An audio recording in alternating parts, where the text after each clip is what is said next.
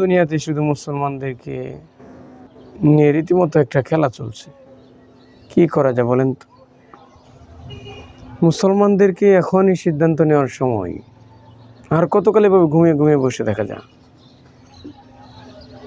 হিন্দু, বৌদ্ধ, খ্রিস্টান, অমুসলিম যত রয়েছে প্রত্যেকই তো মুসলমান হওয়া উচিত। ইসলাম ধর্ম তাদের কি ক্ষতি করেছে বলেন তো? কেন তারা বোঝে না? আপনি তাদেরকে কেন বোঝেন না যে ভাই তুমি যে ধর্মটাতে আছো ওই ধর্মগ্রন্থগুলো তুমি ঠিকমতো পড়তে পারছো না? তো দেখো তো আমাদের কোরআনে কারিম, আমাদের কিতাব অসংখ্য অগণিত ছেলেমেয়েরা পড়তে পারতেছে। এখানে আল্লাহ তাআলা কত সুন্দর সুন্দর কথা বলেছে। মুসলমান নিরাশ হওয়া যায় না।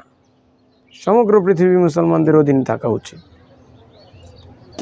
উচিত, কিন্তু থাকতেছে। মুসলমানদেরকে একতাবদ্ধ হয়ে থাকতে হবে, ইউনিটি রক্ষা করতে হবে, নাহলে সমগ্র পৃথিবীতে মুসলমানরা মার খাবে। আপনি দেখেন ইন্ডিয়াতে কিভাবে একটা গরু জবাই করছে, এই জন্য মুসলমানদেরকে পিটিয়ে মেরে ফেলতেছে।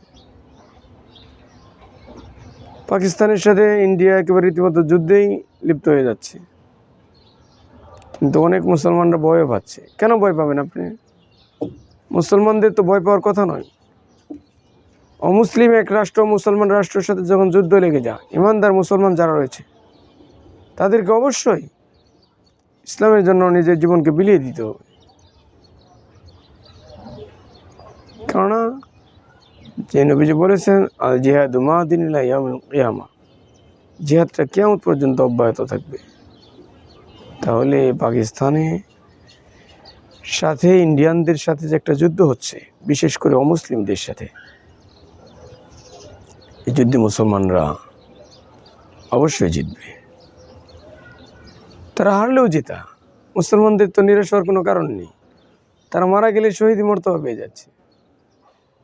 এজন্যই দেখবেন যে আমরা যা দেখতে পাচ্ছি যে এই যুদ্ধে ইন্ডিয়ান সৈন্যরাই আত্মসমর্পণ করবে, পাকিস্তানি সেনারা আত্মসমর্পণ করবে না, ইন্ডিয়ান সেনারা আত্মসমর্পণ করবে। কারণ পাকিস্তানি 90% সেনার উপরে বেশিরভাগ সেনাই অবশ্যই মুসলমান। তাহলে মুসলমান সেনারা তো মৃত্যুকে ভয় পায় না।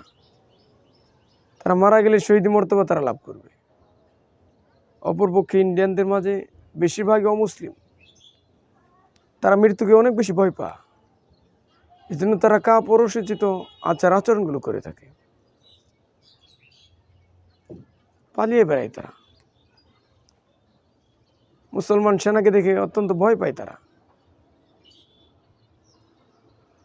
পায়ে পাড়া দিয়ে ঝগড়া করে শক্তির পরীক্ষা নিতে চায়। কিন্তু মুসলমানদেরকে ভয় পেলে চলবে না।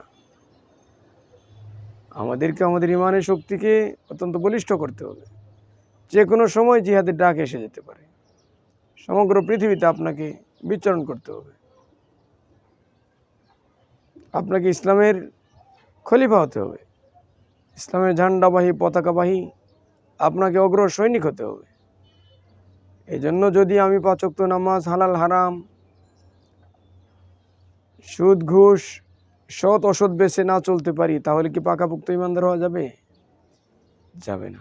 এই জন্য সকল প্রকার অন্যায়কে পরিহার করে একদম খাঁটি মুসলমান আপনাকে হতে হবে।